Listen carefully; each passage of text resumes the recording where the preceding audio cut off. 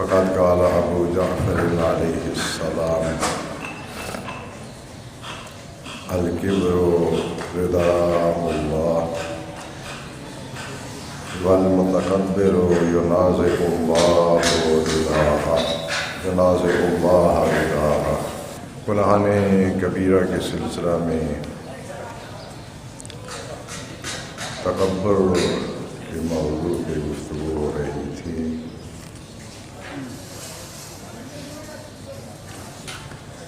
حضرت امام محمد باقر علیہ السلام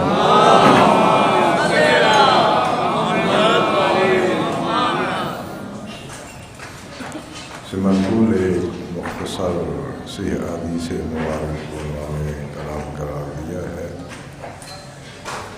جس میں حضرت نے ارشاد فرمایا کہ تکبر اور کبر یہ اللہ کی رضا ہے، اور متکبر شخص اللہ کے ساتھ اس کی رضا میں جھگڑا کرتا ہے، چھینا جھپٹی کرتا ہے۔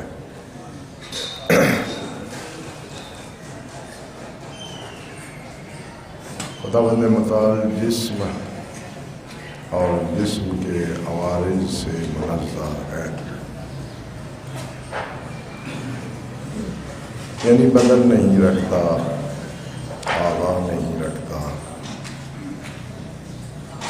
کیونکہ یہ سب عیب ہے اس ذات مقدس کے لیے۔ ان میں ترکیب ہے، اور ترکیب اس کی ذات اقدس میں نقص ہے۔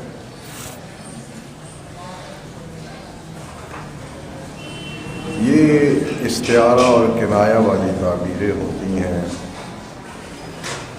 اور یہی عربی زبان کی لطافت ہے کہ وہ صریح بات کم کرتے ہیں، کنایات اور استعارات اور تشبیہات سے اپنے مقاصد کو بیان کرتے ہیں۔ چونکہ رضا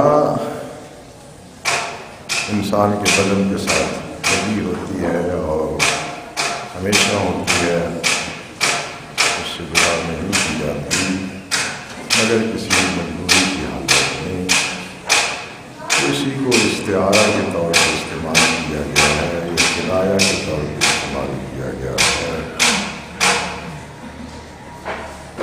کہ کبر اور تکبر ایسی صفت ہے جو ذات حق سے جدا نہیں ہو سکتی، اور کسی کو بھی اس میں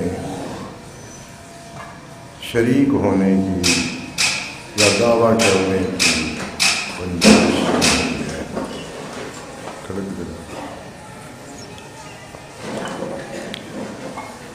اور کوئی شخص اگر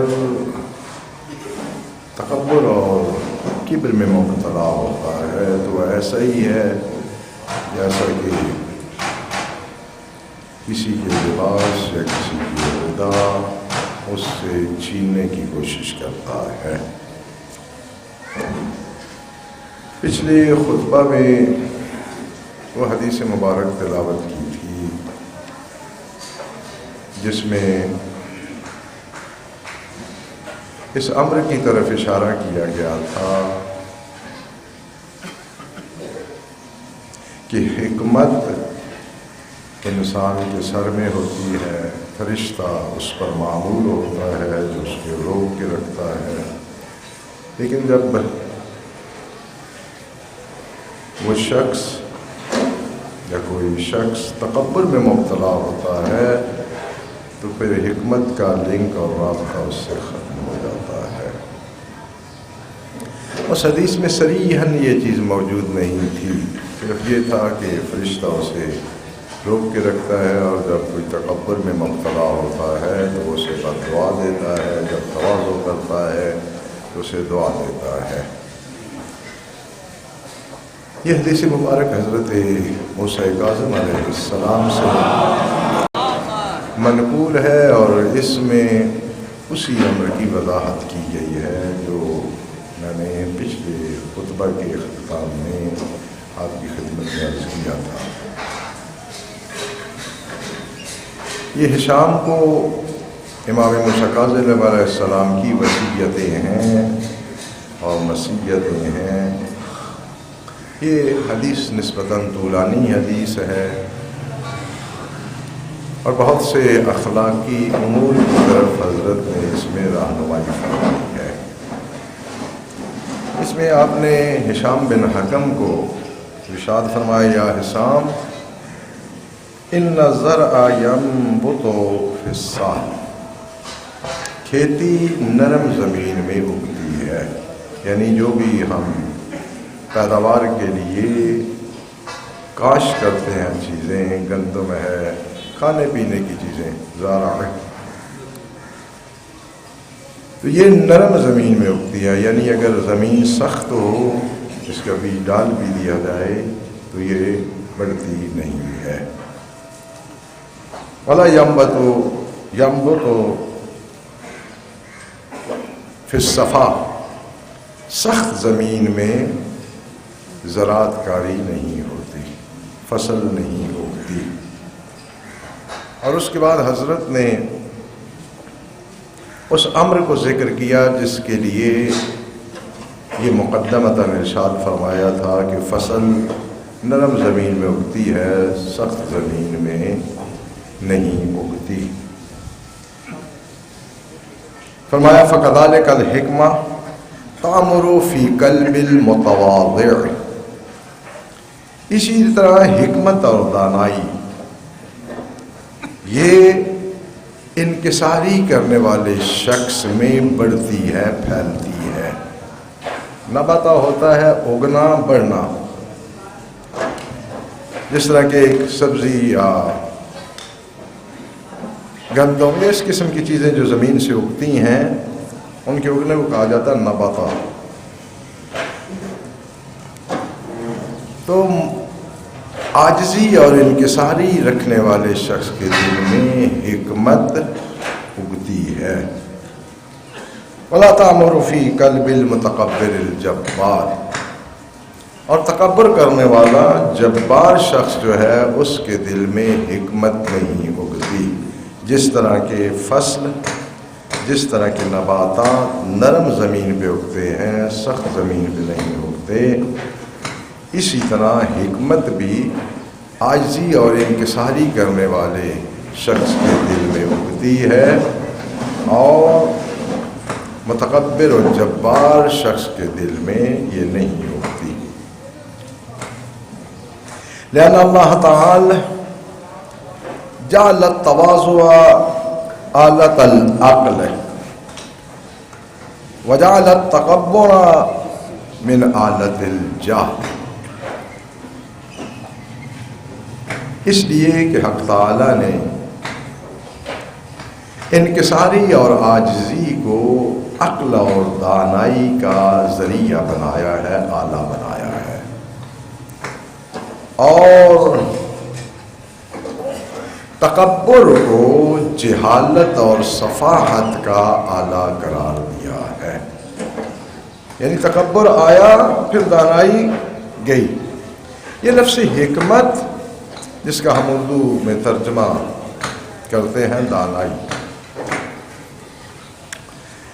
یہ گھوڑے کی لگام جو ہوتی ہے، بعض لگامیں ایسے سیدھے دو پیس ہوتے ہیں جو لگے ہوتے ہیں سینٹر میں سے،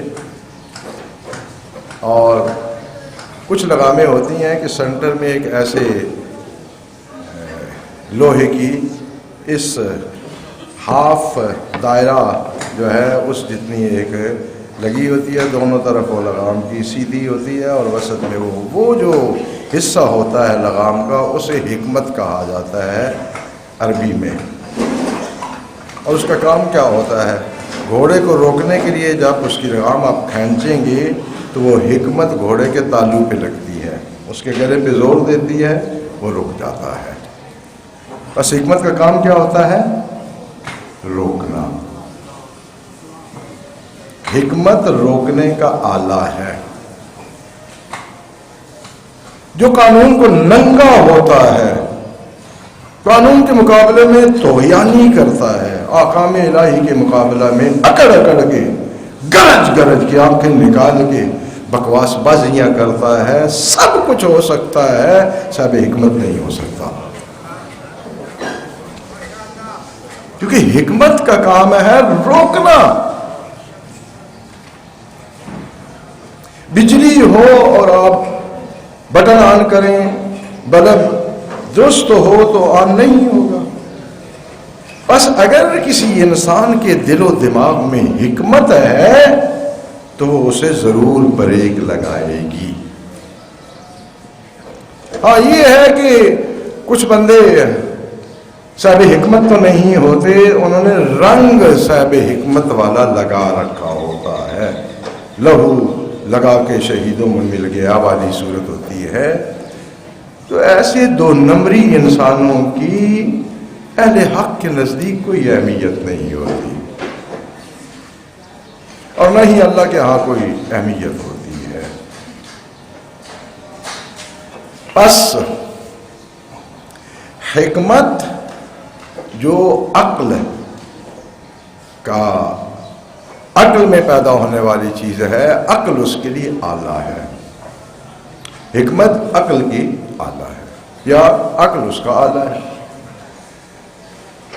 اور تکبر من عادت الجہل، وہ جہل علم کے مقابلے میں ہم اردو میں استعمال کرتے ہیں، جبکہ اہل بیت علیہ السلام کی حدیث مبارکہ میں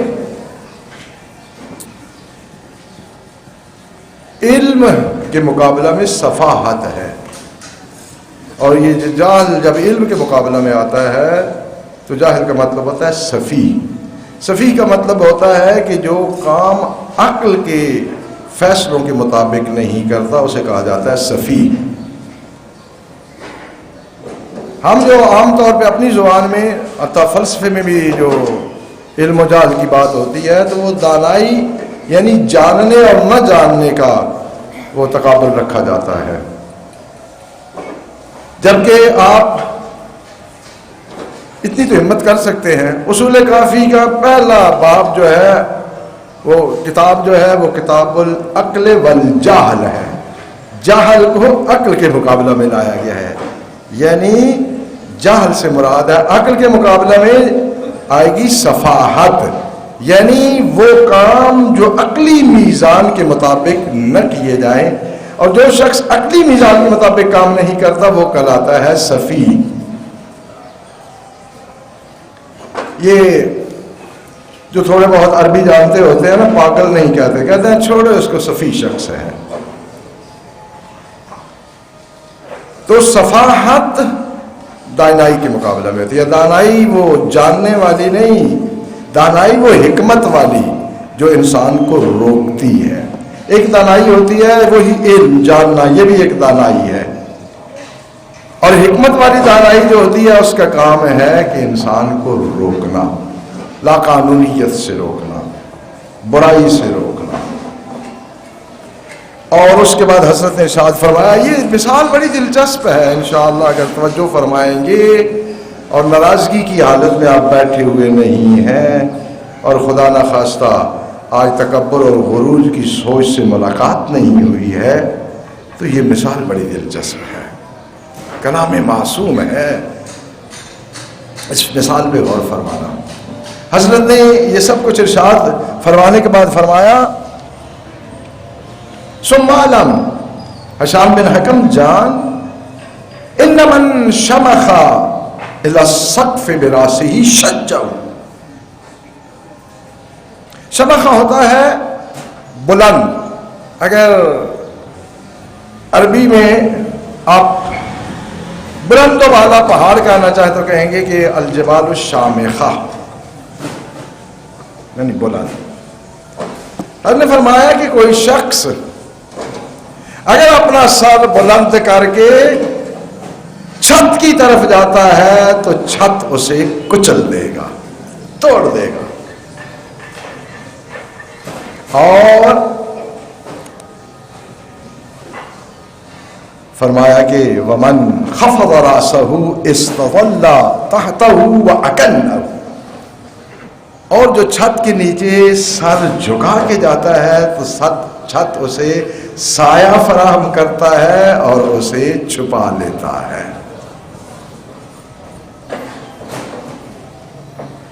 یہی حال ہے متکبر اور متواضع شخص کا. متکبر اپنے سر کو اٹھا کے جا رہا ہے چھت کی طرف، تو چھت ٹکرائے گا. یہ شجہ جو ہوتا ہے یہ ہوتا ہے ہڈی توڑنا، اور جو سر میں انسان کو چوٹ لگے اور سر کی ہڈی ٹوٹ جائے اس کے لیے زیادہ استعمال ہوتا ہے، اگرچہ ہڈی ٹوٹنے کے معنی میں ہوتا ہے. تو ظاہر ہے کہ جب ایسے اکڑ کے جا رہا ہے، سر اٹھا کے جا رہا ہے، سر کو بلند کر کے جا رہا ہے، تو سر لگے گا چھت میں اور جناب سر کی ہڈی ٹوٹ جائے گی. تو پھر وہاں چھت کے نیچے تو وہ آرام نہیں کر سکتا، ڈاکٹر کی خدمات حاصل کرنی پڑے گی. وہاں آرام کرنے کی بجائے، چھت کے سائے میں بیٹھنے کی بجائے جانا پڑے گا ڈاکٹر کے پاس. اور جو اپنا تواضع سے جاتا ہے، سر جھکا کے جاتا ہے، تو پھر چھت اسے سایہ فراہم کرتا ہے، وَكَأَنَّهُ چھپا لیتا ہے. یعنی اگر بارش ہو رہی تھی تو اب آپ بارش سے بچ گئے، اب آپ پہ بارش کی بوندیں نہیں گر سکتی. بس زندگی کی حقیقت یہی ہے کہ اگر تکبر کی گرمی میں، اور بالخصوص حق کے مقابلہ میں تکبر، حق کے مقابلہ میں تکبر، انشاءاللہ ناراض نہیں ہوں گے. ماشاءاللہ آپ کی برداشت بہت تیز ہو گئی ہے یہاں تشریف لا کے. یہاں تو کچھ نہیں کہتے، باہر نکل کے ہی جو منہ سے آتا ہے کہتے ہیں. یہ بھی بڑی بات ہے، مسجد کے احترام کرتے ہیں، یہاں کچھ نہیں کہتے. میری بات آپ تک پہنچ جائے، آپ جو کہنا چاہے کہیں، مجھے کوئی اس سے فرق نہیں پڑتا، صرف میری بات سن لیا کریں. یہ حق کے مقابلے میں تکبر، ہر شخص جو ہے اپنی زندگی میں، روزمرہ کی زندگی میں کہیں نہ کہیں اس مرض میں مبتلا ہو جاتا ہے. والدین کوئی بات کر رہے تھے، بچے نے سچ بول دیا، او بھڑک جائیں گے، اب تو ہمیں سچ سکھائے گا. افسر صاحب کے سامنے چھوٹا ملازم کوئی سچ بول بیٹھے،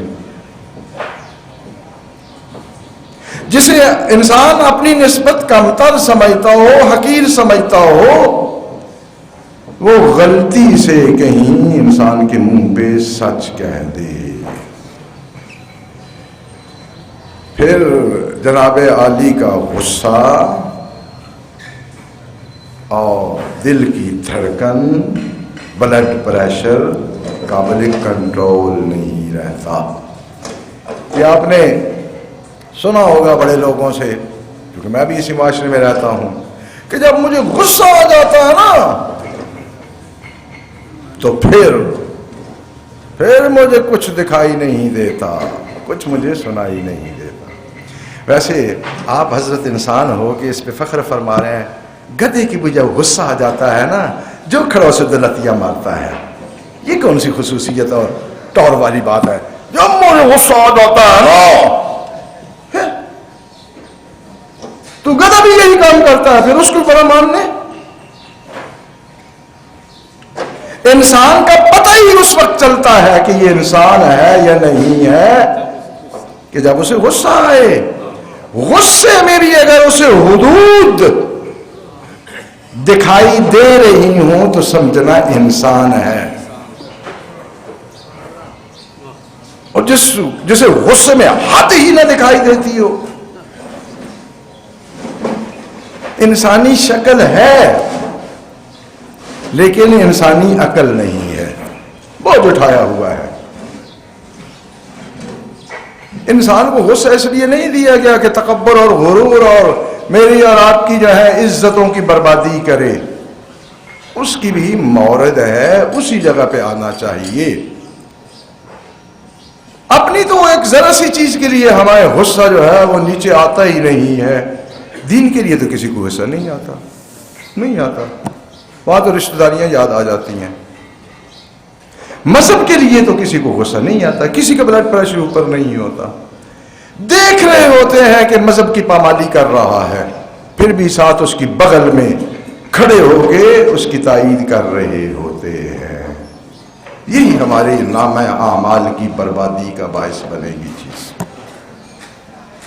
کیونکہ انسان اپنی غلطی یا اپنے گناہ کی نسبت کبھی توبہ کر سکتا ہے، کبھی تو اس کے خیال میں آ جاتا ہے کہ یہ مجھ سے غلطی ہوئی ہے، اور یہ جو تائیدی نعرے اور تائیدی ڈپھلیاں بجائی ہوتی ہیں، یہ کبھی بھی ذہن میں نہیں آتی کہ میں نے کتنی بڑی غلطی پہ کسی کی تائید کی تھی، ذہن ہی نہیں اس طرف جاتا۔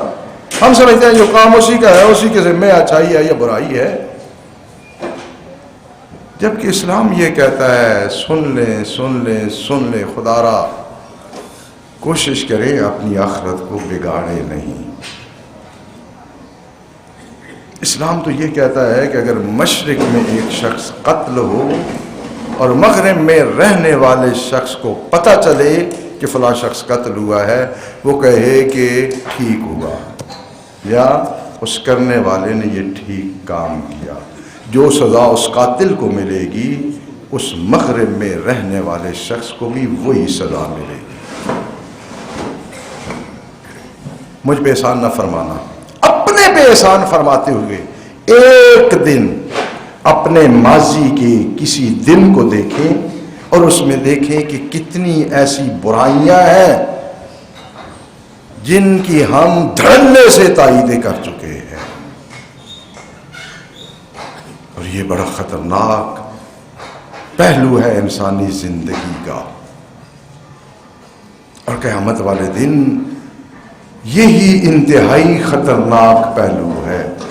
بہت سے لوگوں کی تائیدیں اور بہت سے لوگ وہاں اس لیے دوسروں کے گناہ اٹھائیں گے کہ حقوق ادا کرنے کے لیے جب نیکیوں کے خزانے ختم ہو جائیں گے نا، تو پھر عدل الہی اگلا فیصلہ یہ سنائے گی، اب تیرے پاس اس سے جو تو نے برائی کی تھی اس برائی کا بدلہ دینے کے لیے نیکیاں تو نہیں ہیں، اب تو یہ جرمانہ یہ ہے کہ اتنی برائیاں اس کی تیرے نامہ اعمال میں ڈال دی گئی ہیں۔ یہاں تو انسان غرور اور تکبر سے دوسروں کو جھکاتا ہوا اچھا لگتا ہے، مجھے بھی اچھا لگتا ہے کہ لوگوں کو میں اپنے زور سے دبا کے رکھوں، لیکن یہ کام یہاں کے لیے اچھا ہے، آخرت کے لیے انتہائی برا کام ہے۔